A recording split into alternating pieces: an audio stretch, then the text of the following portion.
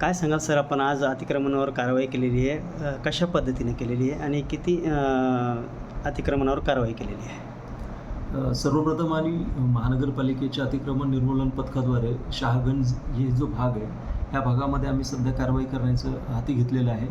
आणि कारवाई करण्यामागचा मूळ उद्देश आहे की जो मोठे रस्ते आहेत त्या रस्त्यांवरती मोठ्या प्रमाणात दुकानदार असतील किंवा हातगाडीवाले असतील ह्या सर्व लोकांनी पुढे येऊन रहदारीला वाहतुकीला अडथळा निर्माण होईल अशा पद्धतीने अतिक्रमण स्वतःचं केलेलं आहे. तर याच्यासाठी आम्ही महानगरपालिकेच्या वतीने अगोदर प्रबोधन आणि आवाहन केलेलं होतं.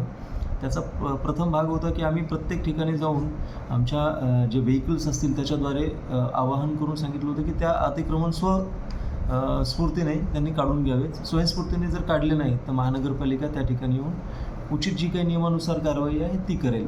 केल्यानंतर बऱ्याचशा व्यापाऱ्यांनी लोकांनी त्याला प्रतिसाद दिला आणि काढून घेण्याचं हे केलं. परंतु ज्या लोकांनी ते अतिक्रमणं काढली नाहीत महानगरपालिकेने त्या ठिकाणी प्रत्यक्ष कारवाई करून ती अतिक्रमणं जमीनदोस्त केलेली आहेत. मग तिथं ओटे असतील, पुढे आलेले शेड असतील, रस्त्याला अडथळा निर्माण होईल अशा पद्धतीने वेगवेगळ्या ठिकाणी त्यांनी जे अतिक्रमण केली होती ते निष्कासन करण्याची कारवाई केलेली आहे. आणि त्या दरम्यान जो बराचसा माल आम्हाला आढळून आलेला होता तो माल पण आम्ही ताब्यात घेतलेला आहे. आणि तो माल ताब्यात घेतल्यानंतर आवाहन करूनही ज्यांनी प्रतिसाद दिलेला नाही त्या लोकांचा माल याच्यानंतर भविष्यामध्ये आम्ही परत करणार नाही आहोत, तो माल जप्तच राहील. या कारवाईमध्ये किती कर्मचाऱ्यांचा सहभाग होता, अधिकारी कर्मचारी? या कारवाईमध्ये अतिक्रमण निर्मूलन पथकातील एक 25 लोक आणि नागरी मित्र पथक आहेत त्यातली जवळ 20 लोक अशा साधारण 45 लोकांचा सहभाग होता.